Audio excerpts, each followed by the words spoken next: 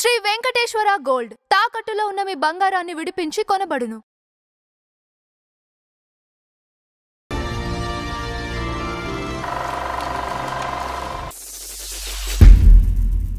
నమస్కారం నందం హరిచంద్రరావు గారు. నమస్కారం అంజబాబు గారు. ఫ్లాష్ బ్యాక్ లో మనం ఇప్పటి వరకు జెంట్స్ గురించి మాట్లాడుకుంటాం.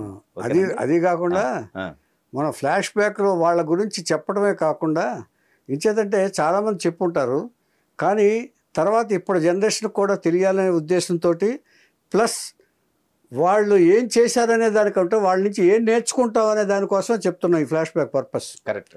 వాళ్ళు గొప్పవాళ్ళు ఎలా అయ్యారు, ఎంత కష్టపడ్డారు, ఎంత సిన్సియారిటీగా ఉన్నారు, ఎంత నిజాయితీగా ఉన్నారు అని చెప్పడమే ఈ ఫ్లాష్ బ్యాక్ ప్రోగ్రామ్ యొక్క ఉద్దేశం. అది నెరవేరుతుందని భావిస్తున్నాను నేను. తప్పకుండా అండి. ఇప్పటి వరకు అదే, ఇప్పుడు మనం ఏంటంటే ఇప్పటి వరకు అందరూ జెంట్స్ గురించే మాట్లాడుకున్నాం. సో ఈ రోజు లేడీస్కి వెళ్దాం. ఓకే. అయ్యో మహా కళాకారులు ఉన్నారు పాత వాళ్ళు. ఓకే. వాళ్ళల్లో బహుముఖ ప్రజ్ఞాశాలిగా చెప్పుకోదగిన వ్యక్తి భానుమతి గారు. సకల కళా వల్లరి అష్టావధాని, ఓకే, పద్మశ్రీ, పద్మభూషణ్, ఇన్ని first lady super director, correct, first lady superstar అనిపించుకుంది ఆవిడ ఒక్క ఆవిడే. భానుమతి గారు మీకు గుర్తుందో లేదు? Right. First lady superstar అంటే first lady director and semi pan India director కూడా ఆవిడ. ఓకే. అంటే సెమీ పాన్ ఇండియా ఎందుకన్నానంటే, నేను తెలుగు, తమిళ, హిందీ చేసి ఒక కన్నడ వదిలేశారు అప్పుడు, అందుకని సెమీ పాన్ ఇండియా అంటున్నాను. అలాగే కమలాకర్ కామేశ్వరరావు కూడా చంద్రహారం అలాగే తీశారు. అంటే లేడీ సూపర్ డైరెక్టర్ 1953లోనే ఆవిడ చండీరాన్ అనే సినిమా తీశారు. ఈవిడ గురించి చెప్పాలంటే నటన, అష్టావధానం అన్నాం కదండి, నటన, కథకురాలు, చిత్రలేఖనం, రచయిత్రి, నవల రాసింది. అత్తగారి కథలు అవి నవలలు రాశారు ఆవిడ. తర్వాత నిర్మాత, దర్శకురాలు, స్టూడియో ఓనరు, ఇంకా వాట్ నాట్, సింగర్, అసలు మెయిన్ సింగర్ అండి. అది బాగా గుర్తు చేశారు, అది కరెక్ట్. సింగర్. ఇన్ని అష్టావధానానికి సరిపోయింది కదా, మొత్తం అన్ని సరిపోయింది. అసలు ఒకే వాగ్దేవి అన్నారు కూడా ఆవిడ్ని, వాగ్దేవి. ఎంచేతంటే ఆవిడ వాయిస్కి మెటాలిక్ వాయిస్ అండి. అప్పట్లో ఆవిడ వాయిస్కి మహా గొప్ప వాళ్ళే ఇదైపోయారు వాళ్ళు. అందుకని అలాంటి భానుమతి గారి గురించి వాళ్ళ మాట్లాడుకుందాం. తప్పకుండా మెయిన్ ఘట్టాల్లోకి వెళ్ళిపోదాం. దీనికి వెళ్ళిపోదాం. ఆవిడ 1925లో జన్మించారు. తండ్రి చిరుజ్జోకి. వంద ఫ్యామిలీ అంతా కూడా సంగీత పరంగా వాళ్ళు నిష్ణాతులే, సంగీతం నేర్చుకున్నారు. ఈయనకి ఇంట్రెస్టు, ఎవరికి వాళ్ళ మిస్సెస్ గారికి కూడా ఇంట్రెస్టు. కష్టకాలంలో ఆవిడ కూడా కొన్ని కచేరీలు చేసి ఫ్యామిలీని పోషించాల్సి వచ్చింది అప్పట్లో. ఇట్లా ఉంటుండగా ఈవిడ చదువుకున్నారు. ఇక్కడ కరెక్ట్గా చెప్పాలంటే ప్రకాశం జిల్లాలో పుట్టిక ఈవిడ, భానుమతి గారిది. అప్పట్లో మెడ్రాస్ ప్రెసిడెన్సీ అనేవాళ్ళు. ఇది కూడా ఇన్ఫర్మేషనే జనాలకి. మెడ్రాస్ ప్రెసిడెన్సీది ఇప్పుడు ప్రకాశం జిల్లాలో, మెడ్రాస్ ప్రెసిడెన్సీలో ఉండేది మొత్తం ఆంధ్రప్రదేశ్ మొత్తం ఉమ్మడి ఇది కదండి, రాష్ట్రం మొత్తం మెడ్రాస్ ప్రెసిడెన్సీలో ఉండేది. అక్కడ ప్రకాశం జిల్లాలో పుట్టారు ఈవిడ. ఎవరు? భానుమతి గారు. ఒక తండ్రి చిరుద్యోగి చేసుకుంటూ ఈ మ్యూజిక్ ప్రోగ్రాములకు ఆర్గనైజ్ చేస్తూ ఉండేవారు ఫాదర్ గారు. ఏమండి, ఇట్లా ఉంటుండగా ఈవిడికి వచ్చేటప్పటికి ఈయన ఈ సంగీతం బాగా తల్లే నేర్పించింది ఎక్కువ. అంటే తల్లి నుంచే వస్తాయి, తల్లిదండ్రుల నుంచే వస్తాయి అంటారు కదా, తల్లే నేర్పించింది. ఇట్లా ఉంటున్న పరిస్థితుల్లో ఈ సి పుల్లయ్య గారని, వరవిక్రమ్ అనే సి పుల్లయ్య గారు, చిత్తజల్లి పుల్లయ్య గారు, సిఎస్ రావు గారి ఫాదరు. ఆయన ఒక సినిమా తీస్తూ ఒక అమ్మాయి కావాల్సి వచ్చింది. ఒక 13 ఏళ్ల అమ్మాయి కావాల్సి వచ్చి ఎంక్వైరీ చేశారు. ఎంక్వైరీ చేస్తే ఈయనకి తెలిసిన వాళ్ళు మెడ్రాస్లో ఉన్నారు. తెలిసిన వాళ్ళ ద్వారా ఇక్కడ భానుమతి అని ఉంది, ఆవిడ పాడగలదు, పాడగలిగే అమ్మాయి కూడా కావాలన్నారు. ఓకే, పాడగలదు అని వరవిక్రయం అనే సినిమా తీస్తూ ఈ అమ్మాయిని కావాలన్నారు. ఈ అమ్మాయిని కావాలంటే అప్పుడు ఈయన యాక్సెప్ట్ చేశారు. తండ్రి యాక్సెప్ట్ చేసి, సి పుల్లయ్య గారు కాబట్టి పెద్ద మహానుభావులు. ఇదివరకే లవకుశ ఇలాంటి సినిమా తీసిన ఆయన, లవకుశ 2 సార్లు తీసిన సి పుల్లయ్య గారే, అది కూడా ఇన్ఫర్మేషన్. వారు మంచివాళ్ళు కాబట్టి, అప్పట్లో సాంప్రదాయానికి విలువిచ్చేవాళ్ళు కాబట్టి వర విక్రయానికి ఆయన అనుమతి ఇచ్చాడు. వర విక్రయం అయిన తర్వాత వర విక్రయం తీశారు. అది ఒక టిపికల్ కథ. హీరో ఉండడు. హీరో ఉండకుండా ఏంటంటే ఒక పరమేశ్వరుడు ఒకళ్ళకి వరం ఇస్తే బిడ్డ పుడతాడు. బిడ్డ పుడితే ఆ బిడ్డ చిరంజీవిగా ఉండాలి అంటే ఒక 16 ఏళ్ళ అమ్మాయిని ఇచ్చి పెళ్లి చేసి ఇచ్చేయాలి. తర్వాత పెరిగేంత వరకు ఆవిడ చూసుకోవాలని చెప్పేసి పరమేశ్వరుడు వరం ఇస్తే అప్పుడు అది కథ. అంటే హీరో లేడు, తీరా పెళ్లి చేస్తారు. మంత్రి కుమారుడు వచ్చి, మంత్రి కుమారుడుగా అక్కినే నాగేశ్వరరావు వేశారు అందులో. దీంట్లో మంత్రి కుమారుడు వచ్చి చెప్తాడు. చెప్పి ఇలాగ అబద్ధం చెప్తాడు ఇలా పెళ్ళని. మా రాజులకి ఏంటంటే కత్తికి ఇది కట్టి బాస్కం కట్టి పెళ్లి చేస్తారు అని చెప్పి కత్తితో పెళ్లి చేస్తారు. తీరా బెడ్రూమ్కి వచ్చేటప్పటికి పసిపిల్ల ఉయ్యాల్లో పడి ఉంటుంది. ఈ కథ బాగా నచ్చింది ఆవిడకి. అక్కడి నుంచి ఆవిడ ఏం చేస్తుందంటే బిడ్డను తీసుకెళ్ళి నానా కష్టాలు పడి ఈశ్వరుడు తర్వాత ప్రసాదించి యువకుడు చేసి తర్వాత అది కథ సుఖాంతం అవుతుంది. అది కథ. హీరో లేడు కాబట్టి, ఎవరో ఇది లేదు కాబట్టి, జ్యూట్స్ గేట్స్ లేవు కాబట్టి ఈవిడ చాలా హ్యాపీగా ఒప్పుకున్నారు. శ్రోత్రి కుటుంబం, బ్రాహ్మణ కుటుంబం వీళ్ళది, ఎవరో భానుమతి గారిది. ఇక అక్కడి నుంచి అవకాశాలు రావటం ఈవిడ పెర్ఫార్మెన్స్ కానీ చిన్నప్పటి నుంచే ధైర్యం ఈవిడికి. ఎవరికి? మన భానుమతి గారికి. అంటే ఆ కుటుంబంలోంచి వచ్చిన ఇది మొత్తం ధైర్యంగా ఉంటూ మాట్లాడేది, ఏదేదైనా బెరుకు లేకుండా మాట్లాడేది. సంగీత సాధన కూడా చేసింది కదా ఆవిడ. స్టేజ్ ఫియర్ కూడా లేదు. అందుకని ఆవిడ పాస్ అయిపోయింది వర విక్రయంలో. అక్కడి నుంచి అందరి దృష్టి పడుతుంది కదా న్యాచురల్గా. అప్పుడు 13 ఏళ్ళు ఎంతో ఇది అనుకుంటా, అందరి దృష్టి పడింది. ఇక అక్కడి నుంచి చిత్రాలు రావడం మొదలుపెట్టింది. మొదలుపెట్టిన తర్వాత ఈయన ఏం చేసేవాడంటే తండ్రి ఈ పిక్చర్లు అగ్రిమెంట్ చేసినప్పుడల్లా మా అమ్మాయి మీద చెయ్యి ఎవరో వేయకూడదు, హీరోలు ఎవరో కూడా. నిజంగా జరిగింది ఇది. అగ్రిమెంట్ మీద చేసి మా అమ్మాయి చేస్తే ఎప్పుడైనా మేము ఆ సినిమాలోంచి వచ్చేస్తాము, అంచేత చెయ్యి వేయకుండా చూసుకోవాల్సిన బాధ్యత నిర్మాత దర్శకులదే అని చెప్పి అగ్రిమెంట్ రాసేవాడు ఈయన. ఇట్లా ఉంటుండగా ఇలా సినిమాలు చేస్తుండగా కృష్ణప్రేమ అనే సినిమా జరుగుతుంది. కృష్ణప్రేమలో కూడా భానుమతి ఈవిడే కృష్ణప్రేమలో. దానికి అసిస్టెంట్ డైరెక్టర్గా పాలువాయి రామకృష్ణరావు గారు దానికి అసిస్టెంట్ డైరెక్టర్ అయితే ఆయన పద్ధతిని ఇచ్చి భానుమతికి బాగా ఆయన డైలాగ్ చెప్పడం కానీ ఇంప్రెస్ అవుతారు కదండి. పలానా వాడు పలానా బాగా చెప్తాడు, పలానా డైలాగ్ చెప్తాడని చమత్కారి మాటలు చెప్పడం, ఆర్టిస్ట్కి సీన్ చెప్పడంలోనే వాడి యొక్క ఇది అర్థమైపోతుంది. అలాగా భానుమతి కూడా ఇంప్రెస్ అయింది. అతనికి ఉన్నా కూడా ఏం చెప్పలేదు ఇతనికి. అంచేత కృష్ణ ప్రేమలో ఒకరి పట్ల ఒకరికి ఇష్టం మొదలైంది. ఇది ఫస్ట్ పేజ్ భానుమతి గారి లైఫ్లో. ఫస్ట్ పేజ్ అంటే వృత్తి అయిపోయిన తర్వాత ఈ నెక్స్ట్ పర్సనల్ లైఫ్కి వచ్చేసింది. వచ్చిన తర్వాత రామకృష్ణ అంటే ఒక విధమైన ఇష్టం కలిగింది ఈవిడికి. ఇష్టం కలిగితే రామకృష్ణ గారికి కూడా భానుమతి చురుకుతనం చలాకితనం అంటే ఇష్టమే, కానీ చెప్పలేడు. ఈవిడంటే భయమే, అప్పటి నుంచి భయమే. ఎందుకంటే రెబల్గా ఉంటారు. రెబల్గా కాదండి, నిర్మోహమాటంగా మాట్లాడతారండి. రెబల్ వేరు. మళ్ళీ రెబల్ వేరంటే బ్యాడ్ సెన్స్ వచ్చేస్తుంది. నిర్మోహమాటంగా మాట్లాడతారు. ఎవరికి అవకాశం ఎవరు తన ఇది చేసుకుని లోకు చేసుకునే అవకాశం ఎవరికి ఇవ్వకపోవడం కూడా అదొక మంచి లక్షణమే. పైగా అప్పట్లో ఆడవాళ్ళకి అది కావాలి, అవసరం కూడా. ఏమాత్రం మెత్తగా ఉన్నా లోకుగా తీసుకుంటారు సినిమా ఇండస్ట్రీలో అనేది ఒక అప్పుడు కూడా ఉంది. అంచేత ఈవిడ కొన్ని రిస్ట్రిక్షన్స్ పెట్టుకున్నారు ఆవిడ. నేను ఇలాగే ఉండాలి, ఎవరిని లెక్క చేయకూడదు, ఎవరికైనా ఎందుకు లెక్క చేయాలి, మన ధర్మం మనం చేసేటప్పుడు అనే భావంతో భానుమతి గారు ఉండేవాళ్ళు. అప్పటి నుంచి చిన్నప్పటి నుంచి ఆవిడకి అదే అభిప్రాయం. కానీ ఆవిడకి రామకృష్ణ గారి శైలి, తీరు, పద్ధతి, మాటతనం అది మొత్తం నచ్చి ఒక ఇంప్రెషన్ ఏర్పరచుంది. కానీ ఒకళ్ళు గురించి ఒకళ్ళు ఎవరో చెప్పుకోలే. కాకపోతే క్లోజ్గా మూవ్ అవుతూ ఉంటారు. అంటే అభిప్రాయాలు ఎవరో మార్చుకోలేదు, ఎవరో చెప్పుకోలేదు. ఇట్లా ఉంటున్న పరిస్థితుల్లో తండ్రికి భయం వేసింది. ఇలాగా ఏదో ఇది ఉంటుందని సంబంధాలు చూడటం మొదలుపెట్టాడు ఆయన. తండ్రి సంబంధాలు చూడటం మొదలుపెట్టాడు భానుమతి. ఎందుకంటే అప్పట్లో మరి సినిమాలు కమిట్ అయినాయి. అదే కమిట్ అయినాయి జరుగుతున్నాయి.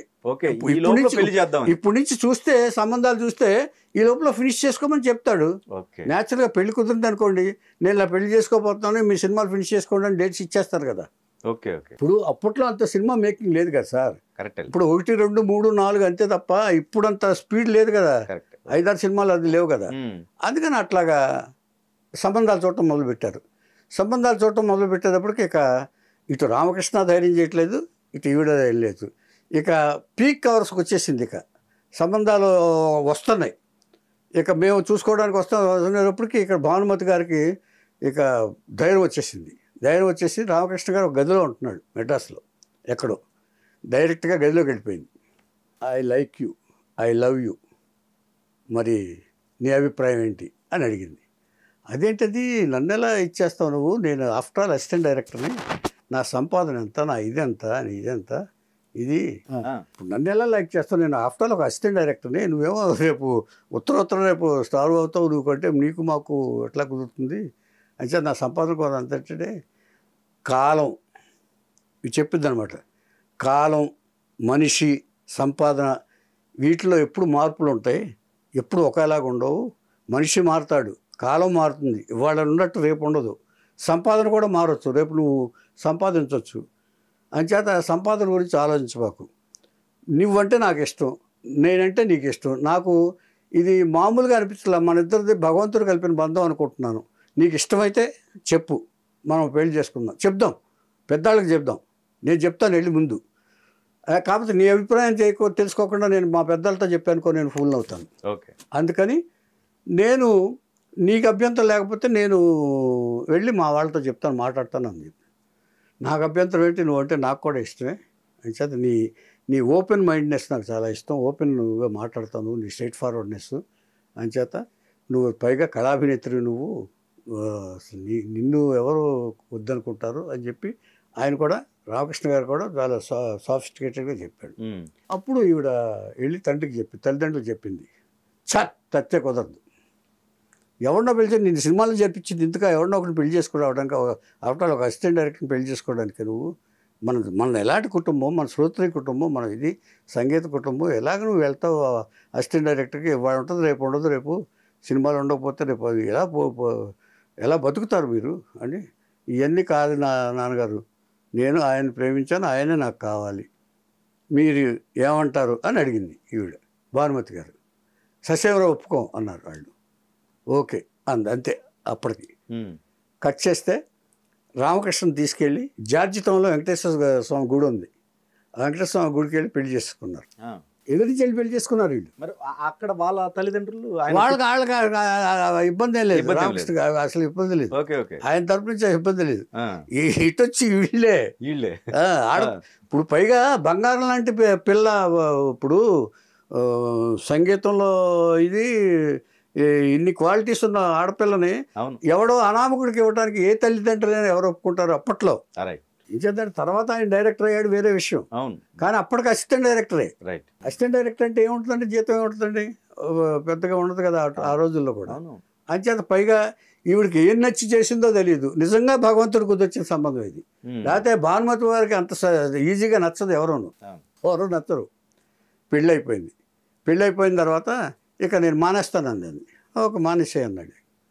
కానీ బిఎన్ రెడ్డి గారు స్వర్గసీమ తీస్తూ, భానుమతి తప్ప నువ్వు తప్ప ఆ క్యారెక్టర్ చేయడానికి ఎవరు లేరు, నువ్వు ఖచ్చితంగా ఒప్పుకుని తీరాలని చెప్పి బతిమాలాడు బాగారు. అప్పుడు రామకృష్ణ ఆలోచించాడు, నా గురించి నువ్వు ఈ పెళ్లి మూలకం కానీ నీ కళ కానీ ఇది కానీ ఏదైనా డిస్టర్బ్ అవ్వడానికి వీల్లేదు, నువ్వు సినిమాలు చేసుకో, ఏం పర్వాలేదు, ఇంచేతంటే నా ప్రయత్నాలు నేను చేసుకుంటాను నేను అని చెప్పి ఆవిడని ప్రోత్సహించాడు. అక్కడి నుంచి స్వర్గసీమ, అక్కడి నుంచి స్వర్గసీమలో చేసింది, చాలా మంచి సూపర్ హిట్ అయింది స్వర్గసీమ కూడా. బిఎన్ రెడ్డి గారిది, బిఎన్ రెడ్డి గారి డైరెక్షన్లో సూపర్ సినిమా, నాగయ్య గారు హీరో అయింది. అయిన తర్వాత ఇక కాంట్ బట్ పొజిషన్లో ఇక స్వర్గసీమ హిట్ అయిన తర్వాత మొత్తం అందరూ వచ్చి పడ్డారు, సినిమాలు వచ్చి పడి. ఎందుకమ్మా నువ్వు, మా ఇద్దరం ఒకే ఫీల్డ్లో ఉన్నాం కదా, నేనైనా డైరెక్టర్ చేయాల్సింది కదా, అంచేత ఇక్కడి నుంచి నువ్వు కంటిన్యూ చేయి అని అన్నాడు. ఇలా ఉంటుండగా 1943లో అయింది. పెళ్ళి ఎప్పుడైంది ఇదొకటి నోట్ చేసుకోవాలి, 8/8/1943. 1943 అంటే 8వ తారీఖు 8వ నెల 1943, 3 కలిపితే 324. ఓకే. అంటే అన్ని 8 వస్తాయి తోటలు. Right right. అర్థమైందండి. ఆ రోజున పెళ్ళయింది. 1945లో కుర్రాడు పుట్టాడు. 1945లో ఒకే ఒక కొడుకు పుట్టాడు. అసే పెళ్ళైన తర్వాత 2 ఏళ్లకి కొడుకు పుట్టాడు. కొడుకు పుడితే అతని పేరు నక్షత్రం ప్రకారం భరణి అని పేరు పెట్టారు. భరణి అని పేరు పెట్టి ఇప్పుడు ఇక మనం దీని గురించి ఆలోచించాలి, ఇలాగే ఉంటే కుదరదు, లాభం లేదని చెప్పేసి భరణి అనే సంస్థని ఆవిడకు ఒక సినిమాలో ఏదో మన క్యాష్ ప్రైజ్ వచ్చింది. ఒక సినిమా యాక్ట్ చేసి డబ్బును అవార్డు కూడా ప్రైజ్ కూడా వచ్చింది. ఆ డబ్బుతోనే భరణి సంస్థను ప్రారంభించారు కొడుకు పేరు మీద. ప్రొడ్యూసర్స్ అయ్యారు. ప్రొడ్యూసర్స్ అయ్యి రత్నమాల అనే సినిమా తీశారు. అప్పుడు ఆయన డైరెక్టర్ అయ్యారు రామకృష్ణ గారు. అప్పుడు దీంతో డైరెక్టర్ అయ్యాడు. ఓకే. బయట వాళ్ళు ఇవ్వాలి అయితే. బయట వాళ్ళు ఓకే ఓకే. బయట కూడా అసిస్టెంట్ డైరెక్టర్గా చేశాడు ఆయన. అది తప్ప డైరెక్టర్ అప్పుడు ఓకే. ఇది రత్నమాలని డైరెక్షన్ అవకాశాలు వస్తున్నాయి. ఈయనకు కూడా అవకాశాలు వస్తున్నాయి. చాలా హెచ్వి బాబుని హెచ్ఎం రెడ్డి గారితో కూడా కనెక్షన్స్ ఉంటే ఈయనతోటి మన హెచ్వి బాబు తనకు తమిళ ఆయన తమిళ వేరే లాంగ్వేజ్. అప్పుడు రామకృష్ణ గారితో క్లాష్ షూటింగ్ చేయించాడు. అప్పుడు డైరెక్షన్స్ వస్తున్నాయి. అది ద్రౌపది వస్తాపహరణం తీసారా అప్పట్లో. అది వేరే విషయం. ఇప్పుడు రత్నమాల అనే సినిమా తీశారు. రత్నమాల సూపర్ హిట్ అయింది. రత్నమాల ఏంటంటే తన తల్లి చెప్పిన వ్రత కథ. ఇవన్నీ ఎందుకు చెప్తున్నానంటే ఈవిడ ఎంత సాంప్రదాయాలు పాటిస్తుందో చెప్పడానికి. ఇప్పుడు ఈ కథ గురించి కథలు ఎందుకు చెప్తున్నానంటే నేను వ్రత కథ ఏంటంటే ఈశ్వరుడి గురించి ఇది ఏదో వ్రతం గురించి కథ చెప్తే తల్లి ఆ కథనే రత్నమాల కథగా రూపొందించి డైరెక్ట్ చేశారు. అది సూపర్ హిట్ అయింది. ఆడాళ్ళకి అప్పుడు బాగా నచ్చింది. పైగా ఆవిడ సంగీతం. దీనికి 4 మ్యూజిక్ డైరెక్టర్స్. ఒకళ్ళు ఎస్ రాజేశ్వరరావు గారు, 2 బాలాంతరపు రజనీకాంతరావు గారు. ఆ తర్వాత బాలాంతరపు రజనీకాంతరావు గారిని పేరు మార్చుకున్నాడు. దేనికో రేడియోలో స్టేషన్లో పనిచేస్తున్నాడు. ఆ తర్వాత 3వ ఆయన సిఆర్ సుబ్రహ్మణ్యం, 4వ ఆయన ఘంటసాల. అంటే ఒక్కొక్క పాటకి ఒక్కొక్క మ్యూజిక్ డైరెక్టర్ చేశాను. ఎంచేతంటే భానుమతి గారి మీద అభిమానంతో వీళ్ళందరూ వచ్చి చేశారు. ఈ సినిమాకు ఉన్న విశేషం ఏమండి, ఈ రత్నమాలకి 4 మ్యూజిక్ డైరెక్టర్స్ కోఆపరేట్ చేశారు మొత్తం. అలాగా రత్నమాల తయారైంది. రత్నమాల అయిన తర్వాత ఇక అక్కడి నుంచి ఆగలేదు. అక్కడి నుంచి లైలా మజ్ను. ఇక రామకృష్ణ గారి డైరెక్షన్ సూపర్ హిట్ అయింది కదా. ఇక అక్కడి నుంచి లైలా మజ్ను. బయట పిక్చర్లు చేసినా కూడా ఎక్కువగా ఆయన భరణివారి పిక్చర్లు చేశారు. విప్రనారాయణ, ఈ పిక్చర్లు ఆ పిక్చర్లు. ఆ తర్వాత 1953లో ఆయన నిర్మాతగా ఈ చండీరాణి అనే పిక్చరు భానుమతి డైరెక్షన్లో చేశాడు ఆయన. చండీరాణి ఆయన నిర్మాతగా భానుమతి దర్శకత్వంలో చండీరాణి అనే పిక్చరు ఈ సెమీ పాన్ ఇండియా సినిమాగా తెలుగు, తమిళ, హిందీ భాషలో చేశారు. అది కూడా సూపర్ హిట్ అయింది. ఈ రత్నమాల షూటింగ్ సూపర్ హిట్ అయింది కదా. దీంతో స్టూడియో ప్రారంభించారు. అక్కడ సైట్ కొని అక్కడే కొని భరణి స్టూడియో ప్రారంభించారు. భరణి స్టూడియోలో ఒక ఫ్లోరు, ఒక రికార్డింగ్ థియేటర్. అది నేను చూశాను అప్పుడు వెళ్ళి. భరణి స్టూడియోకి వెళ్ళాను భానుమతి ఏమండి. ప్రారంభించారు. అక్కడి నుంచి ఒక వరుసగా సినిమాలు బాటసారి, విప్రనారాయణ, గృహలక్ష్మి, చక్రపాణి ఇలాంటి సినిమాలన్నీ తీశారండి. తర్వాత ఈవిడ దర్శకత్వంలో అంతా మన మంచిగా ఇలాంటి చిత్రాలు భానుమతి గారు ఒక 16 చిత్రాలు ఆవిడ దర్శకత్వంలో భరణి స్టూడియో బ్యానర్ మీద తీశారు. ఎవరు? భానుమతి గారు హెర్సెల్ఫ్. సో ఫస్ట్ లేడీ డైరెక్టర్ ఈ విజయ నిర్మల గారు వచ్చేంత వరకు ఆవిడే రికార్డు. కరెక్ట్. అయితే అదే నేను ఇప్పుడే అనుభవిస్తున్నా. ఇప్పుడు విజయ నిర్మల గారిది Guinness book of world record ఉంది. అంటే 47 పిక్చర్స్ చేశారంటే కృష్ణ గారి సపోర్ట్ తోటి. ఈవిడికి ఏ సపోర్ట్, ఈవిడ ఓన్ బ్యానర్ అయినా కూడా ఈవిడే అన్ని మొత్తం సంగీతం, కథ, మొత్తం సంభాషణలు మొత్తం అన్ని ఈవిడదే చేస్తూ ఈ చేతి ఈవిడదే రికార్డు. 16 చిత్రాలు విజయ నిర్మల గారు చేసేంత వరకు ఆవిడదే రికార్డు. ఫస్ట్ కదా, ఫస్ట్ లేడీ సూపర్ డైరెక్టర్ కదా, ఫస్ట్ లేడీ సూపర్ డైరెక్టర్ ఏమండి. ఇది అయిన తర్వాత ఈవిడ క్యారెక్టర్ ఎవరైనా సరే, ఏదైనా సరే ఆవిడకి వదిలేసేవాళ్ళు, ఏ దర్శకుడైనా సరే. తర్వాత ఒక ఇంటర్వ్యూలో అడిగితే అన్నారు, ఏమండి మీరు ఏఎన్ఆర్ ఎన్టీఆర్ గారితో నటించారు కదా, మరి నటించినప్పుడు మీరు ఎలా ఫీల్ అవుతారు? నేను ఫీల్ అవ్వటం అంటే వాళ్ళు ఫీల్ అవ్వాలి. వారు మొత్తం నటించాం గ్రేట్గా ఫీల్ అవుతారు అందరూ. అంచేత అందరిలాగా నేను ఒక మోసపోసినట్టుగా నేను నటించలేను. ఇది ఎంచేతంటే క్యారెక్టర్ కంటూ ఒక లైఫ్ ఉండాలి అని భావిస్తాను నేను. అంచేత దర్శకులు కూడా నన్ను ఇచ్చేసే దర్శకులు కూడా వాళ్ళు నాకు ఆ స్వేచ్ఛ ఇస్తారు. అమ్మ మీ ఇష్టం అమ్మా అని.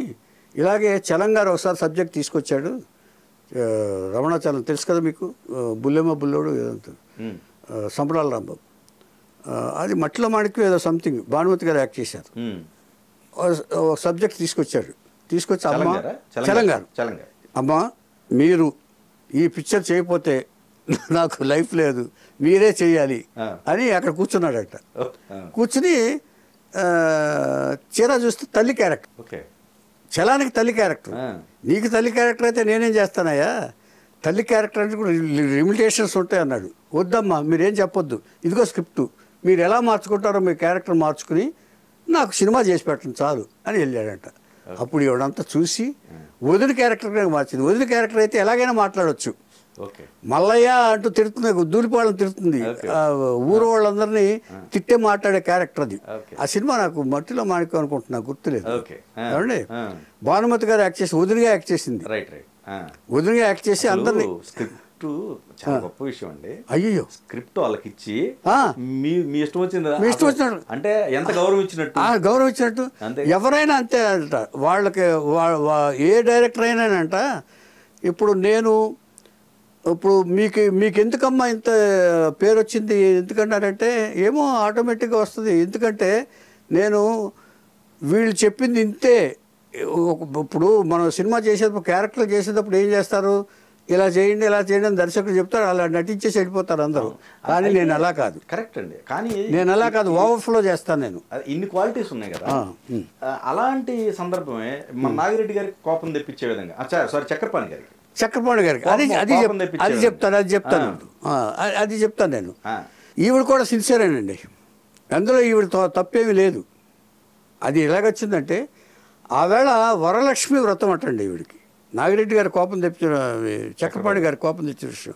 వరలక్ష్మి వస్తుంది, అబ్బాయి నేను 11 గంటలకు వస్తాను, 11:30 అవుతుంది వ్రతం పూర్తి అయ్యేటప్పటికి అని మేనేజర్ చెప్పిందటండి. వాళ్ళు ఈయనకి పోస్ట్ చేసేటప్పటికి ఇంత కథ జరిగిపోయింది. ఇప్పుడు మేనేజర్ కాదు, ఎవరికో చెప్పింది చక్రపాణి గారికి. మేనేజర్ అయితే డెఫినెట్గా చెప్పుంటాడు, మేనేజర్ కాదు, ఎవరో ఆ స్టూడియో వాళ్ళకి ఎవరో దొరకపోతే ఎవరికో చెప్పుంచింది. అది ఇన్ఫర్మేషన్ చక్రపాణి గారికి చేరాల. చక్రపాణి చేరేటప్పుడు 3 గంటలు వెయిట్ చేశారు.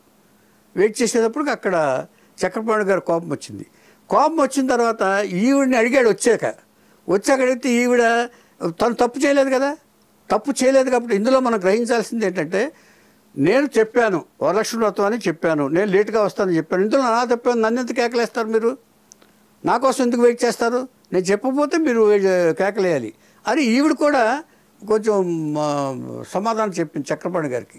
అప్పుడు చక్రపాణి గారికి కొంచెం కోపం వచ్చింది.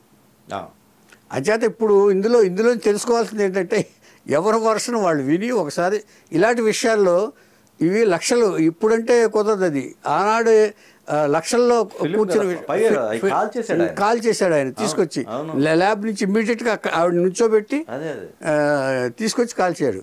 కానీ ఆ తర్వాత వాళ్ళిద్దరు బాగా మాట్లాడుకున్నారట. ఆ తర్వాత ఈయన గురించి రంభా చక్రపాణి అని ఈ వ్యంగ్యంగా ఒక కథానికి రాశారు ఈవిడ, ఎవరో భానుమతి గారు. అంచేతంటే గొప్ప వాళ్ళు ఎప్పుడు పోట్లాడుకున్నా ఎంచేత ఆ తర్వాత వాళ్ళు రియలైజ్ అవుతారండి. అంటే ఇట్లాంటి విషయాలు వాళ్ళు తెలుసుకోవాల్సింది ఏంటంటే, మనం ఒకళ్ళు చెప్పింది వినేసి రేజ్ అవ్వకూడదు. మనం అవతల పాయింట్ కూడా ఆలోచించి మనం చేస్తే, అంటే ఈవెన్ చక్రపాణి గారనే తప్పు లేదు కదా, అలాంటి పనులు చేయకూడదని ఒక పెద్దల అభిప్రాయం. అంటే నా అభిప్రాయం కాదు, పెద్దల అభిప్రాయం. ఎంచేతంటే ఇలాంటి ఎవరికి నష్టం వచ్చినా నష్టమే. మీకు ఉంది కాబట్టి వాళ్ళు కాల్ చేశారు. అదే పేద ప్రొడ్యూసర్ అయితే చేయలేడుగా. ఈవిడ ఏం చెప్తారంటే, ఎవరు ఏం చెప్పినా ఎవరు చేసినా కూడా అందరూ కూడా డైరెక్ట్గా ఇంతే చెప్పారు కదా చేసి వెళ్ళిపోదాం అనుకుంటారు. నేను అలా ఆలోచించను. ఎంచేదంటే నాకు కూడా తృప్తి ఉండాలి, క్యారెక్టర్ నాకు కూడా తృప్తి ఉండి నేను ఏం చేయగలను. భానుమతిని పెట్టుకున్నారంటే ఏదో ఒక ఎక్స్పెక్ట్ చేస్తారు కదా, ఒక పాట ఎక్స్పెక్ట్ చేస్తారు కదా, నా పాట బాగా పాడుకోవాలి కదా, ఒక డైలాగు, నా డైలాగులో పుల్ల విరిచినట్టు ఉంటాయి, అవి ఎక్స్పెక్ట్ చేస్తారు కదా. ఇప్పుడు మీరు రాసింది నేను చెప్పాననుకో, అదే చెప్పాననుకో, ఇది భానుమతి ఎందుకు అంటారు. రేపు నాకే రివర్స్ వస్తుంది, మీకు కూడా ఉపయోగం లేదు భానుమతిని పెట్టుకోవడం వల్ల. అంచేత ఎప్పుడైనా ఎవరి క్యారెక్టర్ ఇచ్చినా నా క్యారెక్టర్ నేనే ఇది చేసుకున్నాను, అందుకే నన్ను స్టార్ అన్నారు. ఇలాగే చెప్పింది ఆవిడ, ఇంటర్వ్యూలో చెప్పింది ఆవిడ. అందుకే నేను చేసే క్యారెక్టర్ని నన్ను చూసి నన్ను స్టార్ అన్నారు. అంచేత అన్నారు ఎన్టీఆర్ కూడా నాతో ఎప్పుడు కూడా గౌరవంగానే ఉంటారు. అందుకనే పైగా నాగేశ్వరరావు గారు కూడా మా బ్యానర్లోంచి చాలా చిత్రాలు మేము చేసాం. అంచేత బాగా వాళ్ళతో వారంటే నేనంటే వాళ్ళకి గౌరవం ఉంది, నాకు వాళ్ళంటే అభిమానం గౌరవం రెండూ ఉన్నాయి. అంచేత మాలో మాకేమీ లేదు. అంచేత ఆటోమేటిక్గా అందరికీ రాదు ఇది స్టార్ అనే పోస్టు. భానుమతికి ఒక్కదానికి వచ్చిందంటే నాకు కొన్ని క్వాలిటీస్ ఎక్స్ట్రా క్వాలిటీస్ ఉన్నాయి కాబట్టి అంచేత నేను ఏది పడితే అది చేయను అని ఆవిడ చెప్పారు. తర్వాత జగపతి రాజేంద్ర ప్రసాద్ గారు తర్వాత నన్ను అందరూ ఇది అనుకుంటారు, కానీ భానుమతి గారిని అందరూ చాలా పొగరో ఇది అనుకుంటారు కదా, అది కాదు. రాజేంద్ర ప్రసాద్ గారు కూడా చెప్పారు. ఎందుకంటే అంతస్తుల సినిమా షూటింగ్కి హైదరాబాద్ వస్తుంటే నేను స్టార్ హోటల్ తీస్తానమ్మా అని అన్నారు. ఎందుకండి సారథి స్టూడియోలు రూమ్లు ఉంటాయి కదా, అక్కడ ఉంటాను నేను, హోమ్లీగా ఉంటుంది అన్నారు. అంటే నిర్మాత గురించి కూడా ఆలోచించే మనస్తత్వం భానుమతి గారికి ఉంది. తన క్యారెక్టర్ గురించి ఎవరన్నా ఇచ్చేది తప్ప ఆవిడ నిర్మాత సైడు లాభ నష్టాల గురించి, తను కూడా నిర్మాతే కాబట్టి, తను కూడా స్టూడియో ఓనర్ కాబట్టి, అంచేత ప్రొడ్యూసర్ సాధక బాధకాలు ఆలోచించడానికి ఇంకో ఉదాహరణ ఉంది. ఇప్పుడు సారథి స్టూడియో పడుకుంటే ఒకరోజు రాత్రి ఎలక కరిచింది, చుంచో ఎలకో కరిచింది. కరిచేటప్పటికి కంగారు పడిపోయాడు రాజేంద్ర ప్రసాద్ గారు. వచ్చామా హాస్పిటల్ రండమ్మా. దీనికి ఎందుకండి, దీనికి భయపడతామా? భానుమతి దీనికి భయపడితే ఇంకా ఎలక్కి వాల్యూ ఇస్తారా, భానుమతికి వాల్యూ ఇస్తారా మీరు? ఇదే అడిగింది ఆవిడ. నో వెళ్ళను. మరి సాంగ్ క్యాన్సిల్ చేస్తానమ్మా, సాంగ్ క్యాన్సిల్ చేస్తానమ్మా. సాంగ్ ఉంది దొలపర బుల్లోడా, అది సాంగ్ లేదు, ఆ సాంగ్ పెట్టుకోండి, భానుమతి చేస్తుంది, దులిపేద్దాం అని ఒక డైలాగ్ చెప్పేసి సాంగ్ చేసింది ఆవిడ. ఆ కాలుతోటే అది చేస్తే అంటే ఎలకలకు భయపడి మనం సాంగ్ క్యాన్సిల్ చేసుకోకూడదండి. ఇంతమందిని భయపెట్టేది ఎలక గొప్పదా లేకపోతే ఇది గొప్పదా అని చెప్పేసి అంచేత ఆ సాంగ్ చేసేసింది ఆవిడ. సో అలాంటి మనస్తత్వం ఆవిడ. తర్వాత ఆవిడ ఎప్పుడు కూడానండి అందరికీ సలహా ఇస్తుందటండి. ఆవిడ ఎప్పుడు కూడా ఒకసారి చంద్రమోహన్ గారు భార్య గారు చెప్పారు, ఆవిడ భానుమతి గారు ఆవిడ సలహా ఇచ్చారట. మనం ఎంత పై స్థాయిలో ఉన్నా మన మూలాలను మనం ఎప్పుడు ఏ స్టేజ్లో ఉంటామో తెలియదు. డబ్బు శాశ్వతం కాదు, మనం శాశ్వతం. మనం ఎలా ఉన్నాం అనేది శాశ్వతం. అంచేత ఎప్పుడు కూడా ఎంత డబ్బు ఉన్నా కూడా అప్పర్ మిడిల్ క్లాస్లోనో మిడిల్ క్లాస్ లాగానో బతకాలి అంటారంట ఆవిడ. ఓవర్ డోసు అయిపోకూడదు, మనం ఓవర్ లగ్జరీకి వెళ్ళిపోకూడదు. ఎప్పుడు కూడా మనకి ఎంత కావాలో అంతే, అంచేత న్యాచురల్గా జీవించాలి ఎప్పుడు అనేది ఆవిడ చెప్పేదంట. అదే ఫాలో అవుతాడంట. చంద్రమోహన్ గారు కూడా అదే దీంట్లో ఆలోచిస్తాడు ఆయన. ఇప్పుడు ఎక్కువ దీనికి వెళ్ళడు, ఏది ఎంత కావాలో అంతే చేస్తాడు ఆయన. అలాగే భానుమతి గారు కూడా అంత జాగ్రత్తగానే మెయింటైన్ చేశారు. ఇంచేతంటే వాళ్ళు బాధలు పడ్డారు. తర్వాత ఇంత జరిగిన తర్వాత 1996లోనే ఎప్పుడో రామకృష్ణరావు గారు పోయారు. పోయిన తర్వాత ఒంటరివారు అయిపోయారు ఆవిడ. ఒంటరివారు అయిపోయిన తర్వాత ఈ ఒక కొడుకు అవ్వటం వల్ల ఏం చేస్తారంటే వీళ్ళు చేసే తప్పులు ఏంటంటే ఒక కొడుకు గారాబం చేసి అమెరికా పంపించారు ఆవిడ, ఆ కుర్రాడిని. ఈయన పోయాడు, అతను అమెరికా నుంచి రాడు. ఆ దిగులతో చాలా కాలం బాధపడ్డారు భానుమతి గారు. కొడుకు మీద ఓవర్ ఎక్స్పెక్టేషన్స్ పెట్టుకుని ఆవిడ, కొడుకు వస్తాడంటే అక్కడికి వెళ్ళిన తర్వాత వస్తానమ్మా అంటాడు తప్ప చాలా కాలం వరకు రాలేదు. దాంట్లో చాలా బాధపడ్డారు ఆవిడ. ఎవరండి స్టూడియో ఎవరు లేరు చూడటానికి, ఆవిడ ఒక్కతే. మొత్తం స్టూడియో, రికార్డింగ్ థియేటరు, ఇల్లు. ఈవిడ వెళ్ళిపోతే ఇక్కడ ఎవరికి అప్పగిప్పి వెళ్తారు? ఎవరున్నారు అసలు? ఎవరు? No relations at all. ఉన్న ఒక్క కొడుకు రాడు. ఓవర్ ఎక్స్పెక్టేషన్ చేసింది ఆవిడ ఎవరు కొడుకు మీద.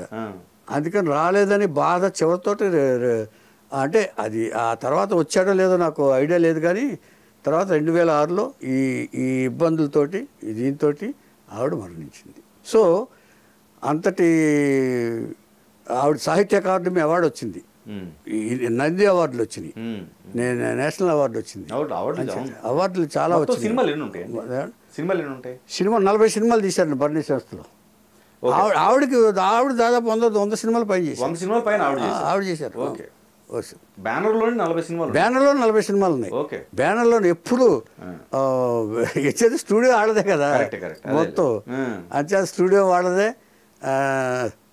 బాట్సారి సైకలాజికల్ పిక్చర్ అంటే మంచి వాల్యూ బేస్డ్ సినిమాలు తీశారు వాళ్ళు. బాట్సార్ కానీ విప్రనారాయణ కానీ ఏది కానీ మీరు ఏదైనా తీసుకోండి. అంచేత ఒక అభినవ సరస్వతి అనుకోండి, ఆవిడ అభినవ సరస్వతి. తర్వాత అలాంటి ఆర్టిస్ట్ కానీ అలాంటి ఇది కానీ మనకి ఇక మళ్ళీ దొరుకుతుంది అనుకోవటం పొరపాటు. కానీ కొడుకు ఫైనల్గా వచ్చాడు తర్వాత వచ్చాడు కానండి. రావాల్సిన టైంలో రాలేదు, రావాలని కోరుకున్నప్పుడు రాలేదు, ఇబ్బంది పెట్టాడు కొంచెం. అంటే ఎప్పుడు ఎవరైనా సరేనండి ఎక్కువ వీళ్ళ వరకు బాగానే ఉంటారు, వీళ్ళ పద్ధతులు కానీ వీళ్ళ ఆనెస్టీ కానీ కొడుకులు ఫాలో అవటం చాలా తక్కువ అండి ఇండస్ట్రీలో. మనం చాలామందిని చూస్తున్నాం ఇప్పుడు. అంటే అది ఇలాంటి విద్వాంసరాలకు కూడా తప్పలేదు ఆవిడకి.